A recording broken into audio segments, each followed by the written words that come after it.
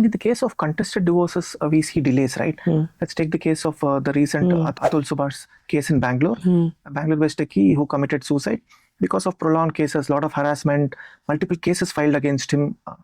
Do you see this happening, and what is your take on this case?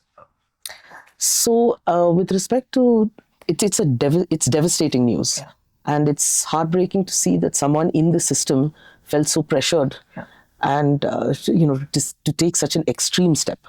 And going through his suicide note, I think it was one of the most painful. Correct. Every page he's written justice is due and so on and so forth. Correct. And hope the system that he's paying for is not taking care of him in some form. Absolutely. So I do understand that when divorces get dragged out for beyond a certain number of years, people do feel let down sometimes. They do feel like justice is not coming their way. But we also need to appreciate the fact that we are a country of so many billions of people. And we have a judiciary which is extremely overwhelmed. And it's not that judges are not trying, they're trying their level best, right? We just have that volume, right, of people, of cases. And of course, we can't stop anyone from filing a case. They have their right to file it. Absolutely. If I believe in the system, and I believe that if you wait it out, ultimately justice will be served. But I know it can be extremely harrowing, especially when your spouse has taken it upon themselves to make your life miserable. It is harrowing. So I don't think we should paint, every court, every judge, every lawyer, every situation with the same brush. It's not to take away from the sadness of this and the trauma that it has brought to the families and everything. But we must have faith. And I do believe that a lot of people do get justice. In the previous question, you had mentioned about alimony, maintenance, custody, and so on and so forth.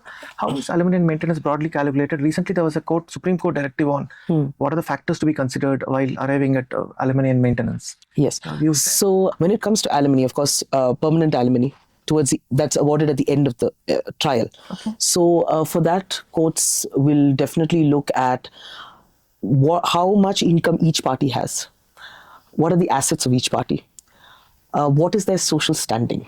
Then they look at everyone's liabilities. Some people may have old parents at home they have to look after. They have children. They have bank loans, other liabilities. So that is also taken into consideration. They will also look at the tenure of the marriage. Longer the marriage, of course, it is assumed that the more the sacrifice. And the more the compromise that has been made.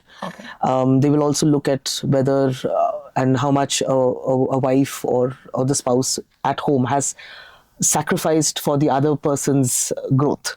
They also look at inflation, but there is no sure-shot mathematical formula for this. So if alimony as a one-time settlement is given, does it mean maintenance on a monthly basis? So permanent alimony and permanent maintenance, basically the same thing. But we use the term alimony for a permanent one-time payment at the end of your trial. Maintenance, when we talk about maintenance, is generally, in parlance, it's generally meant to mean what is given to the spouse or to the child to maintain them while the trial is going on. So for instance, a monthly sum is given to them so that they can manage.